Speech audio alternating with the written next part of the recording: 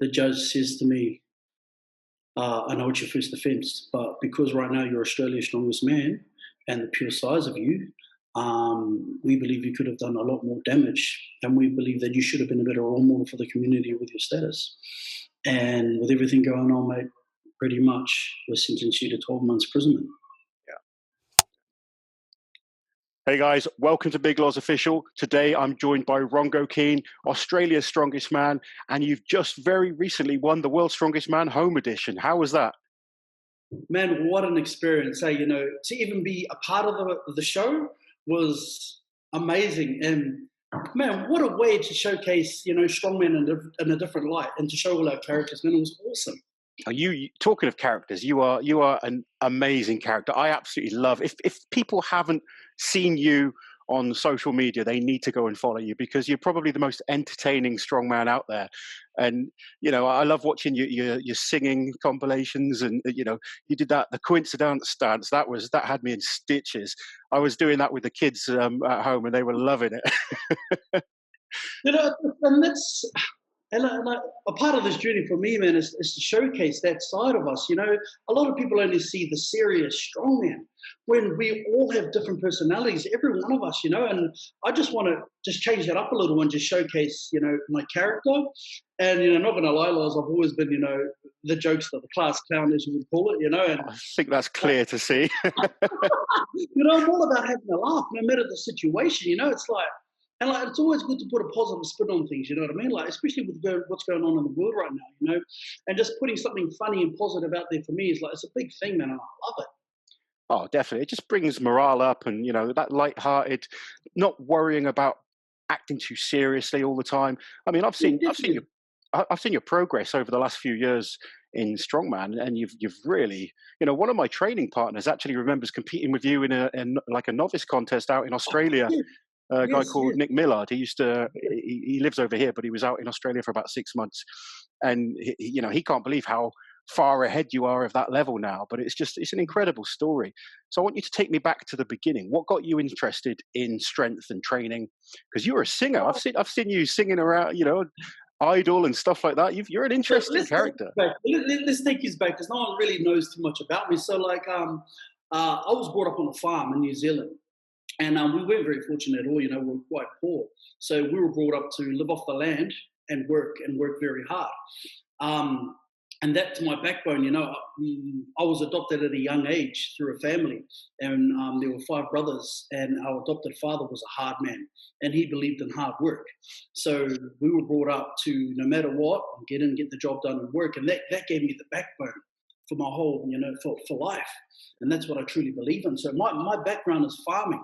But not only that, I've got a great background in rugby. I played a lot of rugby in my younger years. Yeah.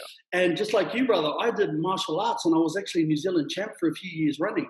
Really? And I made a black belt in Kong Chang, and I held the title for a while in my younger years. So I was, you know, that set my foundation, you know, for competing.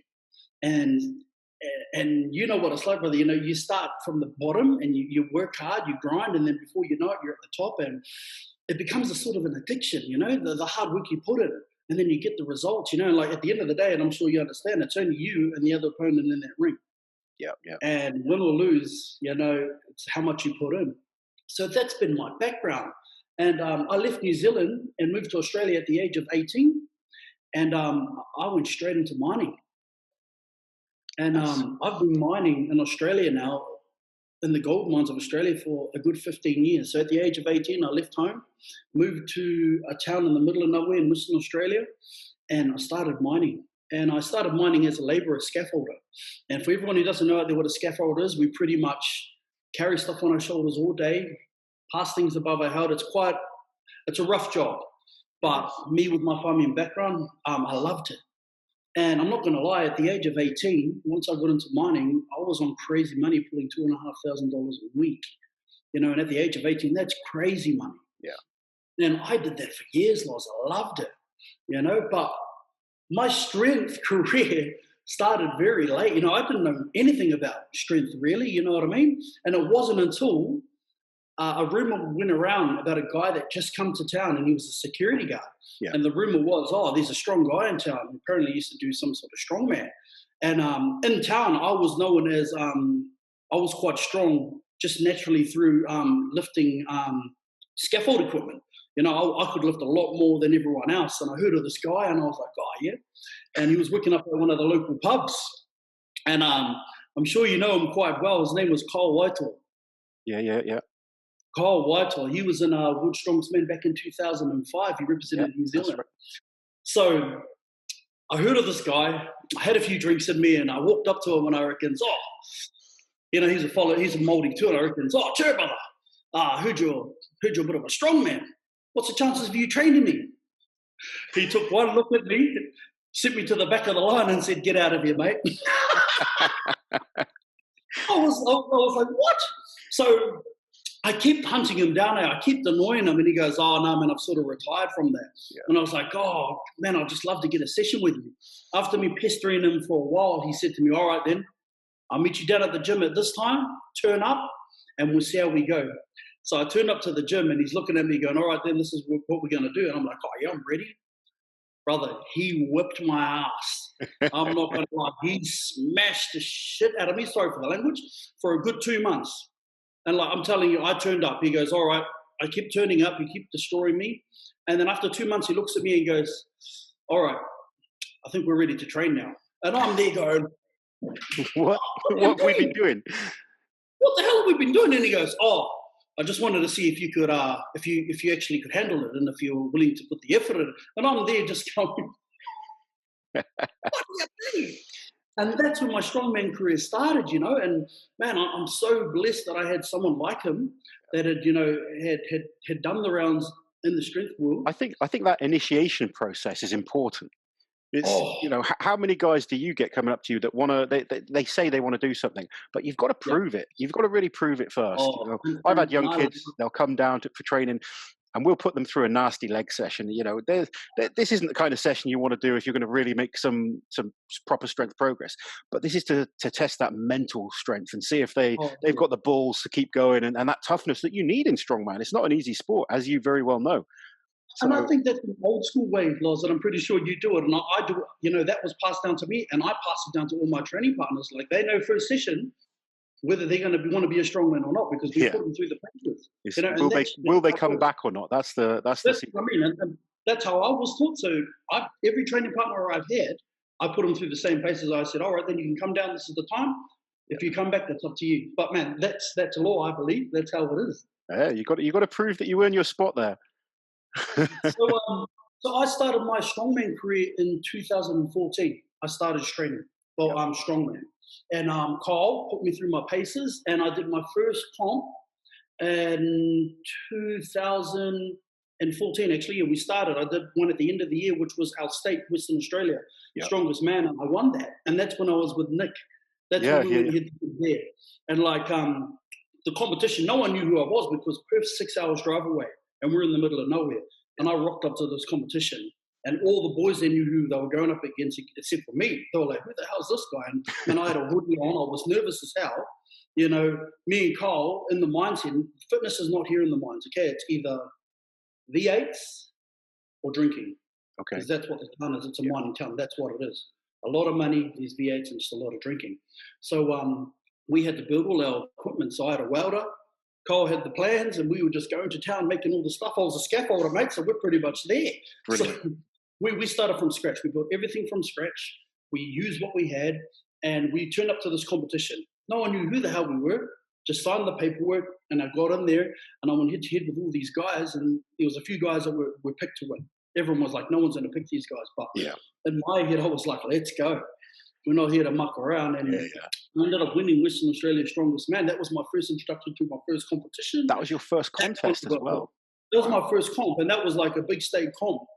And winning that's when straight away, bang, I'm hooked. Yeah, I love it. I love it. Not because I won. It was just the amount of hard work I'd put in to earn this. Yeah. You know what I mean? Coming from nothing to there, bang, I was on. So 2014, I won my first comp.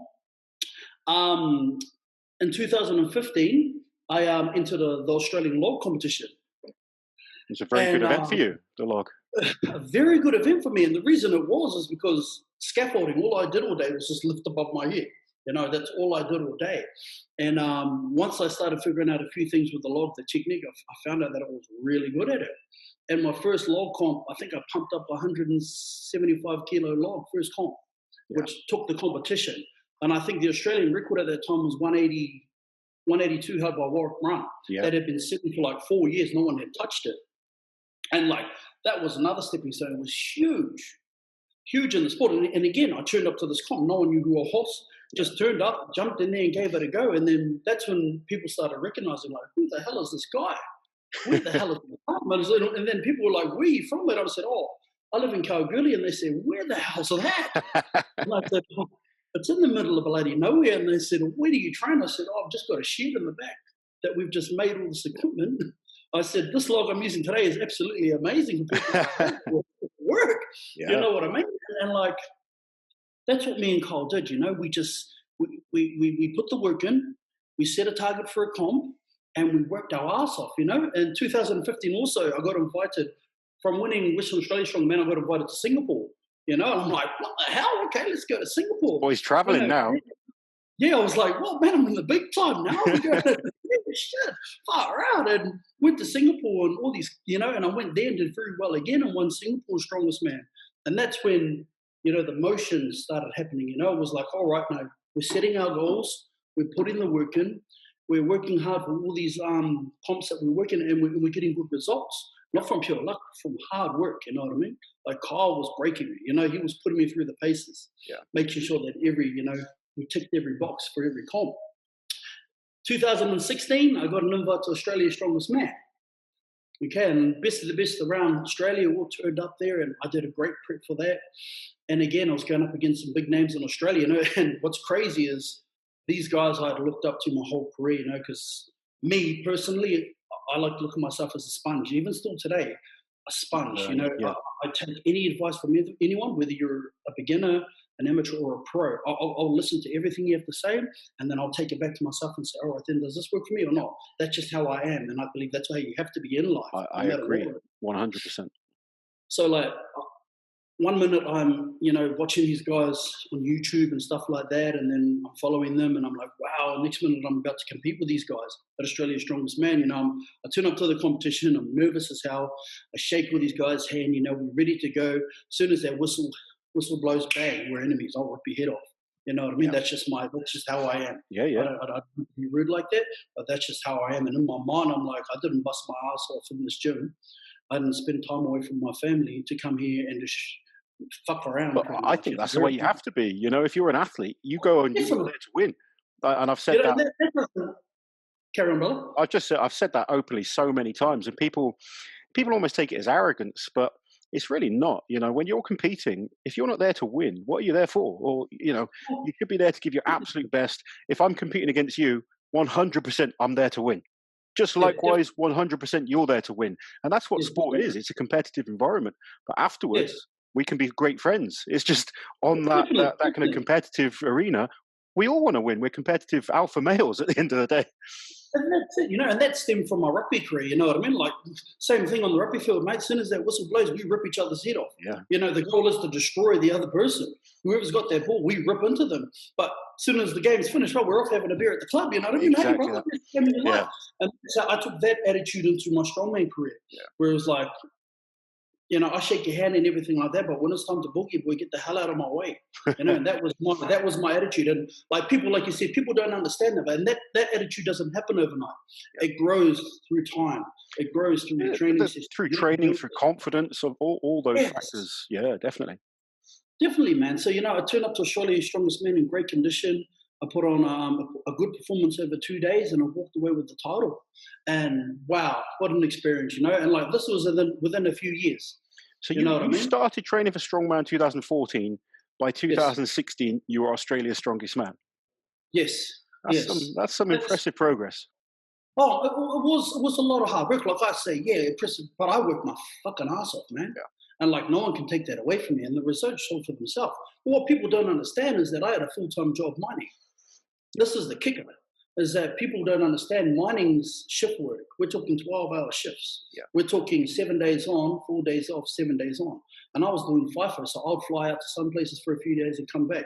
That's been my whole strongman career. Even still today, I'm doing this. Yeah. You know what I mean? But like I said, strongman isn't just a hobby for me or this and that. Strongman's a passion. Yeah. Because it becomes your life. Yeah. It becomes, you know, and that's what it is today. It's my family's involved. I love it. You know, I don't do it for anything else but just love and fucking passion. And let's get on it. You know what I mean? That really comes across though with your personality when you compete. You see, you know, you're infectious. Just being around you, people smile when they watch you. You can see you might not be winning, but you can see how happy you are. And if you're hitting PBs and stuff like that, you see how much you enjoy it. Whereas you see a lot of people, especially sort of the lower level, they put too much pressure on themselves and they stop enjoying it, I find. Oh, definitely, you know, and that's a sad thing about it, is like there's no rush in the sport. And like you always say it all the time, brother. It's like, you know, set yourself simple little goals and go for it. Yeah. You know, there's no rush to get to the top because I think the guys at the top have taken years. Yeah, and that's a very valid point. I think have no cap on your potential. You know, sky's the limit on what you want to achieve, but you have to be realistic about how you're going to get there. And that's where a lot of people make that mistake. I mean, I know guys that are doing, you know, 160 logs or 140 logs, and they want to do 200 kilos by the end of the year. It's not going to happen. You know, it's a process. You've got to build up slowly, build up.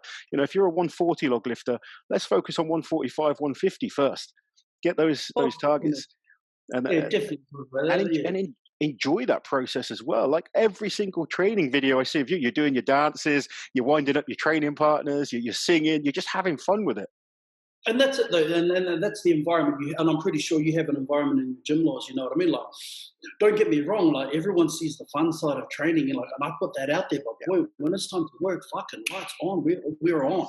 You know what I mean? Someone, you know, if someone sees me lifting heavy, there's music going. Yeah. And if you look at my eyes, I'm somewhere else. You know what I mean? I'm somewhere else. Like, there's a time to be positive, and if I can have a great time, but there's also a time to let that fucking animal go. You know what I mean? Absolutely. And that's when shit gets real, you know what I mean? But we keep that shit behind closed doors, and we bring it out when we need to, especially at competitions. Yeah, well, I was always the same. You know, I was a pretty laid back, jovial character behind the scenes, and then when it was time to go, I was a freaking animal, beating myself with a stick. And you know, people that didn't see that behind the scenes side of me thought I was quite aggressive and you know, not very friendly. But it was quite the opposite. But when it was time to switch on, I knew how to switch on, and you're exactly the same. Yeah, that's awesome, man. And like, and that's been the journey, you know. So after Australia's Strongest Man, I got an invite to compete at Australian Arnold's as an amateur. So this is where things get tricky, all right? Yeah. So I won Australia's Strongest Man in 2016, which qualified me to do the Arnold's Australia Amateur in 2016. Yet again, had a great prep, had everything perfect, turned up there, and went up against some real strong guys from all over the Pacific. Actually, we had some big boys turn up, and I was like, all right, you know, let's get in there. Let's put our big boy pants on, let the animal out and see what happens. And man, it blew the competition apart, you know, did really well. Won all the events that I planned to, hit all the numbers I wanted to, and walked away. But what happened with that competition is I walked away with my pro card for the following year. You know what I mean? And that was the ultimate goal. You know, since the start of my strongman career, I've been watching all of you guys, you know, and that's just how I am. I love to study everyone. I love to see what everyone's doing. I love to see how people do it. I'm just obsessed with that. Yeah. And that was the turning point for me. I've worked my ass off for years. I'm here. I've won this competition. I've got my pro card. Next year, I get to go up against these guys. And I think that was the year Brian Shaw came to Australia. Yeah. Yeah, Brian Shaw came to Australia and a few other guys. I forgot who it was. And man, I was on fire. I was like, we're on. All right, let's just set everything aside now and let's prep for this comp. And at that time too, work was going great, you know. I had a great job, which started to allow me to set certain hours aside to start training properly, because I sort of said to them at the time, because I own the business also. So that's been the hard thing, is owning a business, running a business, trying to be a strongman. Oh my goodness, brother, headache. Yeah. Headache. Far out. Not good idea. So I had achieved my goal of getting my pro card. All the years behind that hard work, grinding, it was time. It was fucking time. Here is where things get interesting.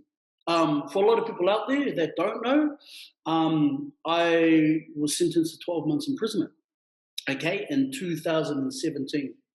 And 2017 was the year I was supposed to do my pro card.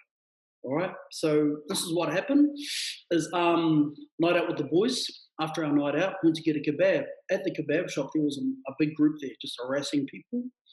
The group attacked a woman. The woman was being attacked, so no one did anything. And I've been brought up to respect women, mate, and we don't let that happen. Yeah. So I stood over the woman and protected her. Upon doing this, I was attacked by another male, which caused a big fight. A week later, I get a knock on my door, and it's the police, and they've charged me with grievous bodily harm. One of the guys that was in the big fight had a broken jaw. Okay, so things changed from then. You know, I'd never been in trouble with the police my whole life. I've never had a record or anything like that. I turn up to court,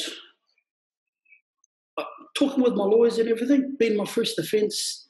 I'd never been in trouble with the law. You know, the plan was to turn up there, you know, get a fine and do some community service work. You know, that was the plan. That's what had lined us for us. And I was like, okay, I'm about to prep for this competition. All right, this is on the back of my mind. All right, but I'm going to do my best, okay?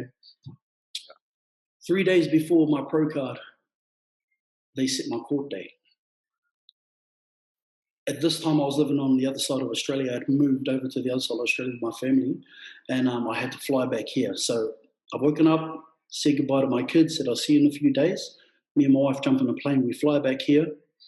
I stand before the judge, and the judge says to me, I know it's your first offence, but because right now you're Australia's strongest man and the pure size of you, we believe you could have done a lot more damage, and we believe that you should have been a better role model for the community with your status.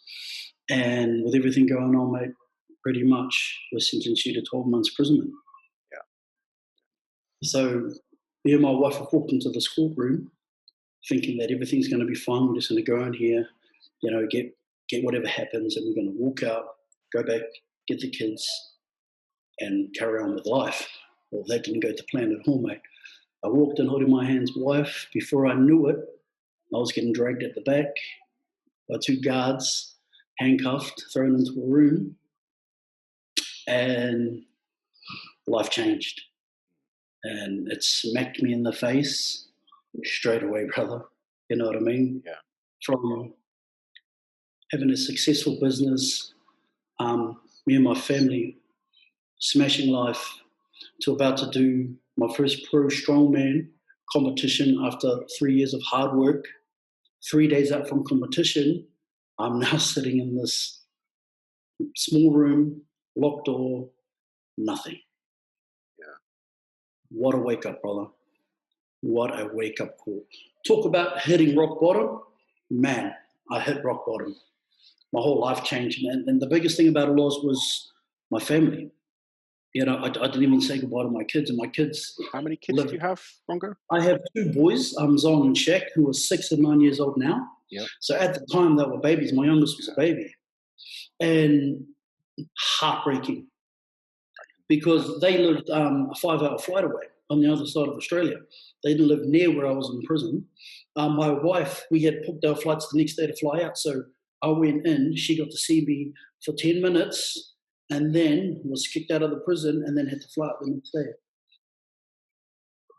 Heartbreaking. Yeah. All from a stupid scrap. But you know what I mean? You know, it's sad because, you know, I'm going to say it, Loz, I got fucked over big time.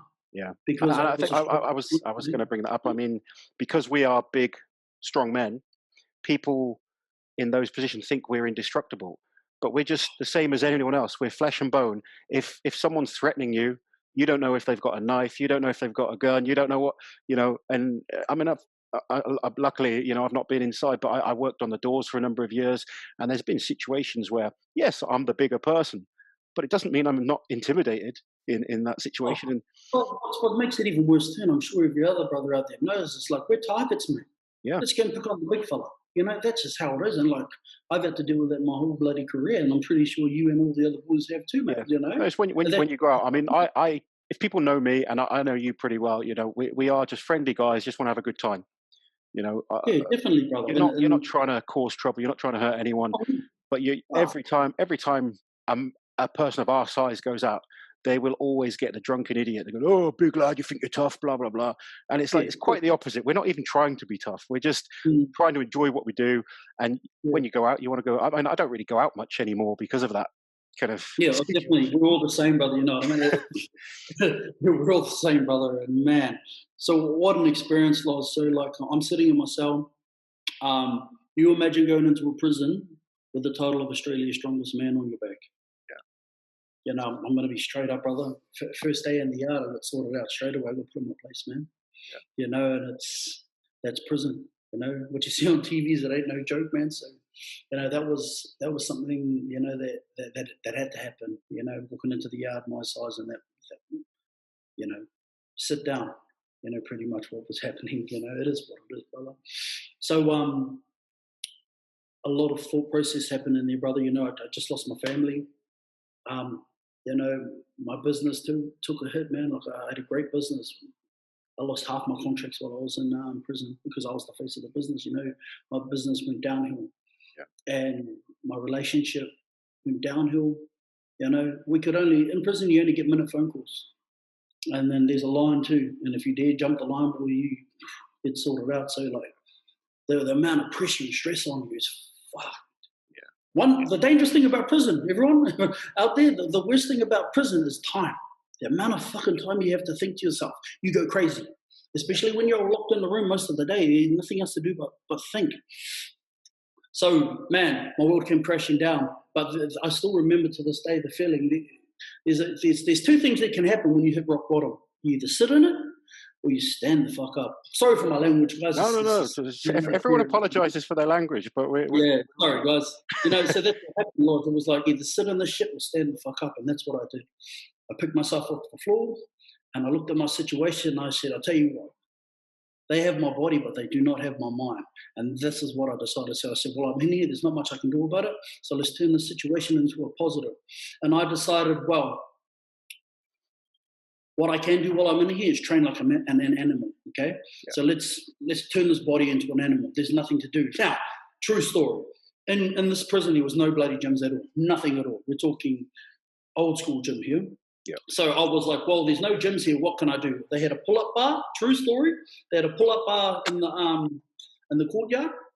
So this is what I did. I made my own training program, Ross, and you're gonna laugh about this, but this worked. So on the pull-up bar, I'd stand on the pull-up bar and I'd chuck two guys on my shoulders. That was my squat day.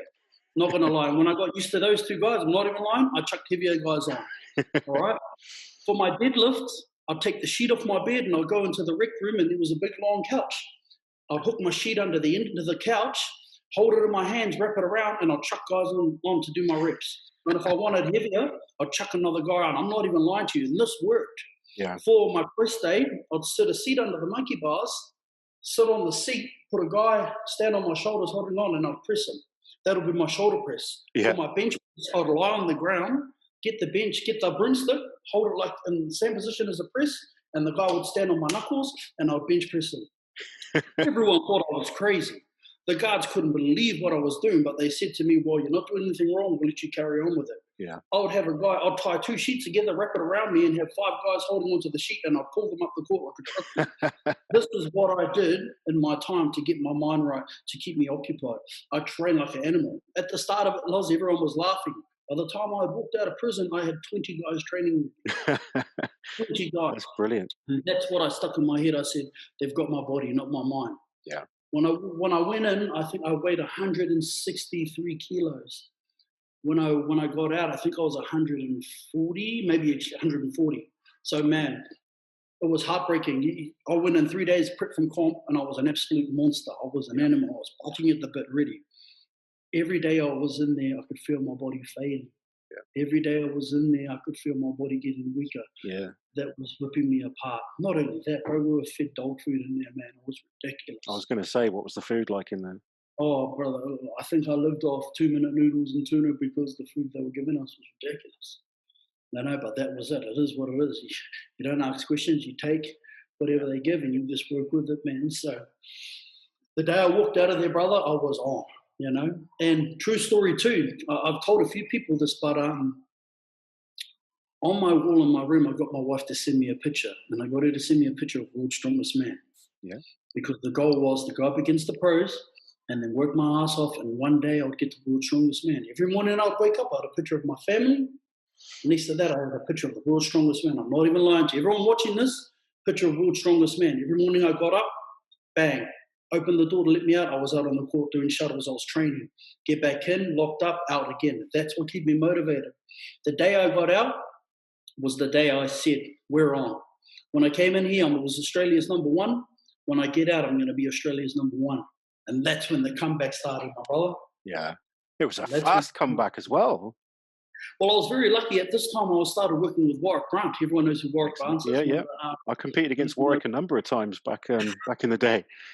And like he was, you know, he's a great in Australia for strongman. You know what I mean? He's one of the best that's come out of Australia. Yeah. And I started working with him. He helped me prep for Arnold's before I went in, and we just sort of got to know each other. Cool story about me and Warwick is every Friday at 3 o'clock, I would call Warwick, and he'd be waiting by the phone, waiting for my 2-minute phone call with him to have a chat.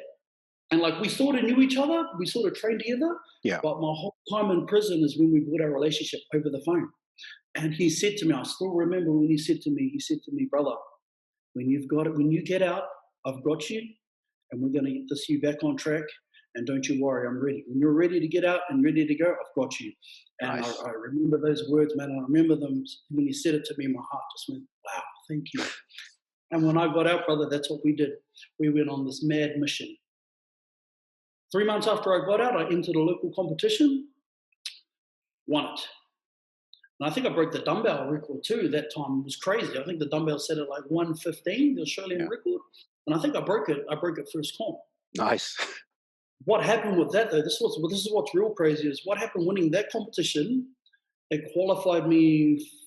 They put me right up there in the ranks of Australia. And 3 months after that, the Australian Arnold's was on. And I reached out to the organizer and I said to him, oh, hey, man, you know, sorry I've been missing. I went on a bit of a holiday. And I sort of said, I'm sort of in good shape right now. If you have anyone pull out for the pro show, then I'll put my hand up. Yeah. 1 month before the show, he calls me and he goes, how ready are you? And I said, oh, what do you mean? He goes, how ready are you? I went, I'm ready to go, sort of. And he goes, well, you've got a month. You want to join the pro show? And I said, fucking oats, I'm going to join the pro show. Fucking oats. A month goes by. I rock up to the Australian Arnold's, my first pro card, and it's just like, I'm here. 6 months after getting out, I'm fucking here. But little did everyone know that I'd been working my ass off because I wasn't there just to turn up. I was there to fucking give it a good run. Yeah. Turned up to the show, broke the log record. The log record sat at 182. Stepped up to the log and it was 190 log for reps. Stepped up there, let the animal go, pumped up 190 log. And I think the only one that did it that day was me and Belshak. Right, yeah. Me and Belshak. So I broke the Australian log record. They did 190 for reps in that contest. They had 190 log for reps. That's crazy. And that was the record. If someone hit it in Australia, it was the Australian record. So I turned up to that competition, and for me personally, it was just an honor to be there. I was just like, man, like in prison it was just a goal to get out and get back on track. But you know, I'm here. 6 months later, I'm here. But what happened in that competition is I did that great that I bet the current Australia strongest man, and I also bet the current New Zealand strongest man. And that's what qualified me to go to World Strongest Man that year. Brilliant. In 2017, man. I remember you there. I remember meeting you there. Okay, brother. And like, not gonna lie, guys, when I got the invite, shit was flying everywhere, you know. You know, and everyone's going, who the fuck is that guy? You know? And like, man, what an experience, Loz. And like, I hope you didn't see it, but man, I was just fangirling the whole time I was there, brother. I think you're I think all of us, that first experience at Worlds, it is, you're there to take it seriously, but you do enjoy it a lot more as well. You're seeing these people that you've looked up to. I remember my first Worlds is exactly the same. You know, I was there and I wanted to compete hard and be serious, but I was enjoying the experience, just soaking it all in. And World's Strongest Man is a very different show, as you'll have experienced yourself. Very different to all the one-day shows. So there's a lot of it's a real learning experience as well as just an enjoyable, contest to be part of. Because I think all of us, that's what we want to be. We want to make it to World's Strongest Man. Definitely, brother. And like the whole experience was just mind blowing. You know, and that's what I said. The whole time I'm just sitting. The whole time I'm sitting, in my mind, I'm sitting in my prison cell looking at the wall with World's Strongest Man. Next minute, I'm here with you guys. And it's just mind blowing. Mind blowing, and I'm just the whole time with the biggest smile on my face, just happy to be there, doing my very best with the amount of prep I've had, which was fuck all to be honest. But I'm here, I'm going to put up the best I can and do what I can. But man, I've ticked off a goal and I've achieved something that in my fucking mind no one's done. Yeah. To be going from a prison cell 8 months later, standing on the World's Strongest Man, just to be there was an honor and a fucking privilege, bro. Oh. And like, man, wow. It just shows. I mean, I had the chat with Travis, and his comeback has been, really inspirational. But stories like this is what can, there's people relate to certain people because they've been through different experiences, and that's what I want to sort of get out of some of you guys when we're talking, because it's all very well us just lifting stuff and people watching, but you've got to make the sport grow. We need characters, and we need to really relate to people just on a personal level, not just be these big superheroes, but we're all people as well, just the same as everybody else. And we've gone through, awful experiences. Everyone's got their stories. And I think hearing these, as tough as it is to kind of talk about them, it does inspire other people. And it's just shown what you are capable of as a human, as an athlete as well. And I know you've continued to go on and be better and better and better. Your log's getting better. You've won more shows. Tell me, what's the ultimate goal for you from Strongman? Honestly, brother, man, right now I have some great people around me. And I've got some great people looking after me. And Sebastian, Australian strength coach, is looking after me, and I've been working with him now for a good 8 months, and it's been a game changer in my training. Not only that, I've been working with Nathan Payton for the past 5 weeks. Loads of guys are using him now, and he's doing a great job with so many of you.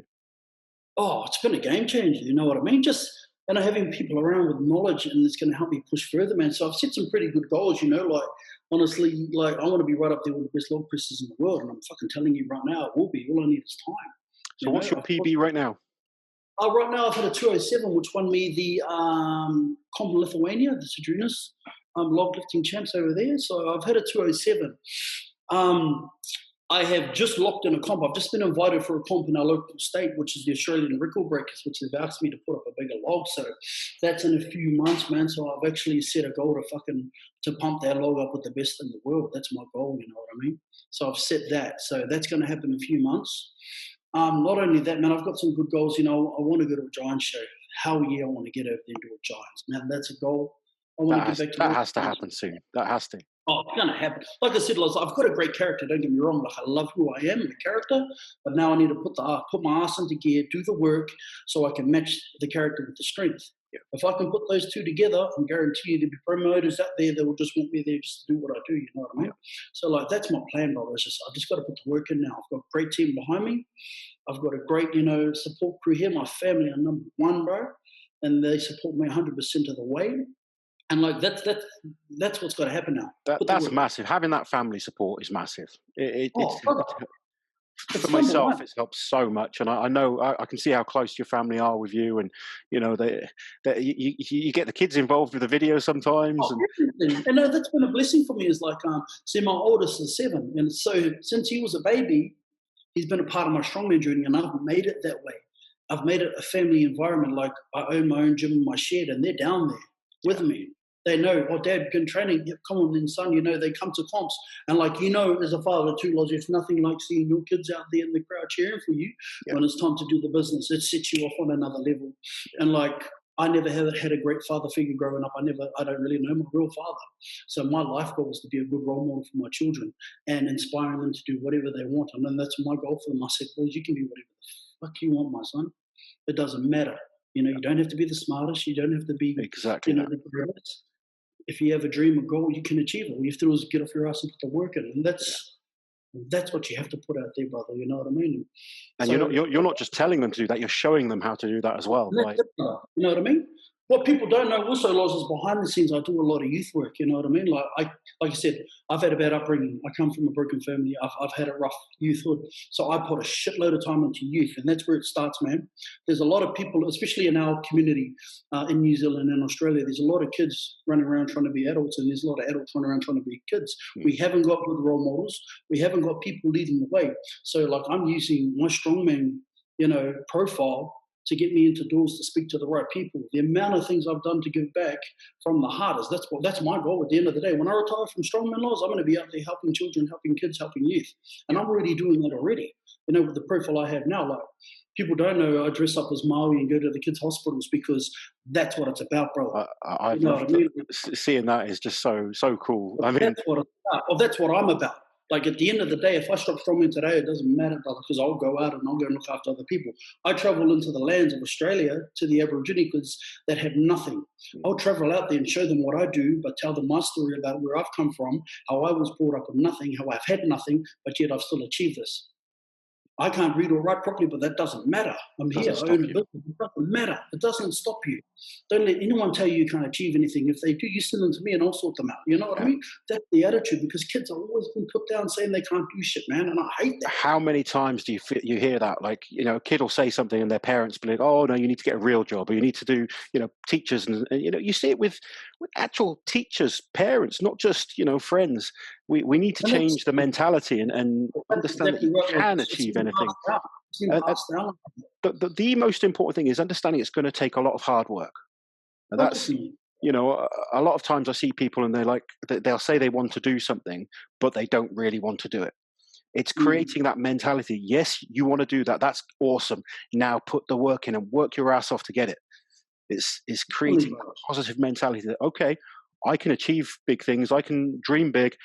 I'm just I'm like you. I'm dyslexic, so I was always told I couldn't do things, and Mm. Mm. to sort of you can let it get to you. You really can. You can let it sort of beat you down, but you've got to be strong enough to rise above it, chase your dreams, and let the right people inspire you. Look for the right people to inspire you. Exactly right. Surround And for yourself everyone, by the right yeah, people.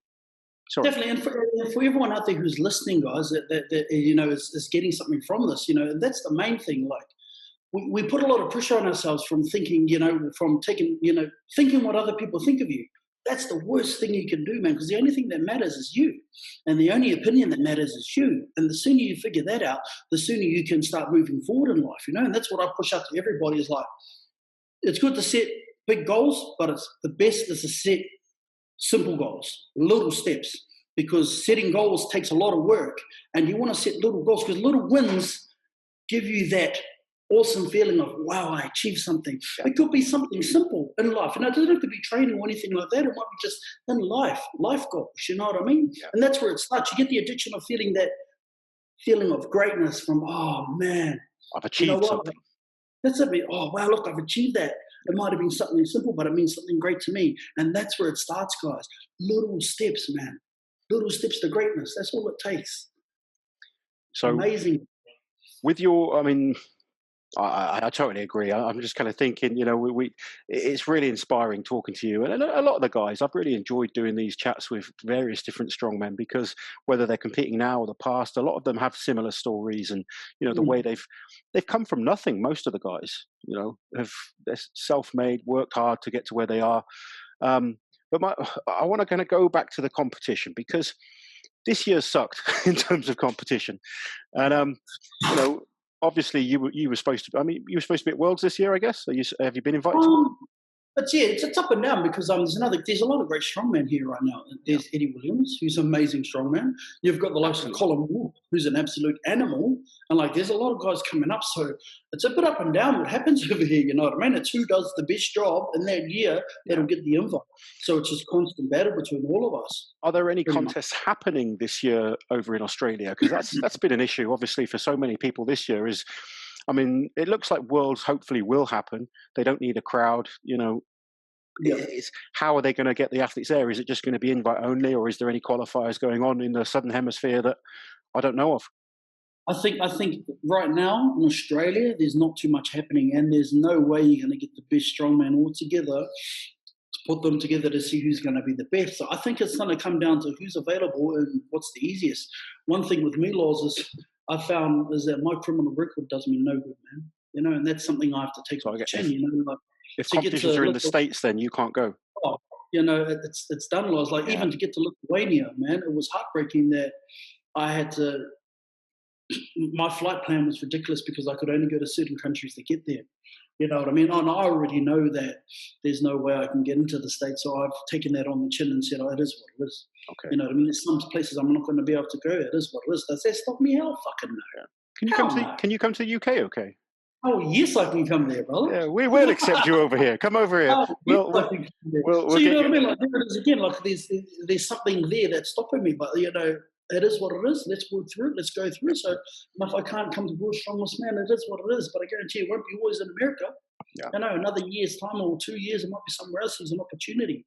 So we just keep going, brother. You know what I mean? So that's just what has to happen. So right now, there's no guarantee that it's going to be in America with the situation. Yeah, so let's just wait and see. But it's good to see you're so positive, no matter what. You know, to see someone that looks for solutions rather than always looking for roadblocks. It's a breath of fresh air. And you've.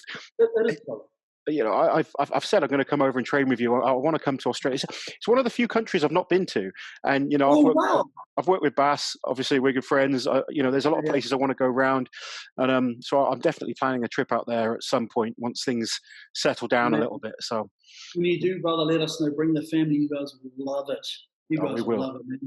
It's definitely time for you to come over and have a holiday, man. At the same time, too, I'm pretty sure everyone will wrap you up. You'll be so busy over here. We'll be funny, man. Well, I would love to. Seriously, it's a country I've wanted to go to for so long. One of my best friends, he moved out to Australia for a long time, and he's back in the UK now, but he wants to settle over there. So it's definitely something I have planned, and we will definitely come visit you, my friend. Oh, cool, man. Awesome, brother. Awesome. Thank you so much for coming on and chatting to us. I know it's a tough story to tell, to be honest. It's not the easiest thing to tell, and obviously it's nice to show people how you have come back from diversity and just one small mistake. You know, it really was just one silly mistake. You just defending an innocent woman at the end of the day. But I'm glad to see you pass. I'm glad to see you doing so well. Love to your family, and I really do appreciate you coming on, my friend. Thank you so much for having me, man. I really enjoy it. I might have been excited all week about it, but thank you. It's really nice to know people are excited to come on. Just before you go, tell everyone where they can find you, because I absolutely love watching your social media posts. They're just the most entertaining out of any of the strongmen. If you're not following Rongo, please make sure you do. He's always going to put a smile on your face. If you just tell the guys where they can find you. All right, guys, if you want to see me on Instagram is _warrior_Rongo Keene. Jump on there, have a follow. You'll be laughing every day. There's a shitload of content on not only lifting, guys, but some humor. Facebook is the same, the Warrior Rongo Keene. YouTube, guys, if you want to see my journey from start to finish, I had a good mate of mine who did a doco on me. There's 4 parts.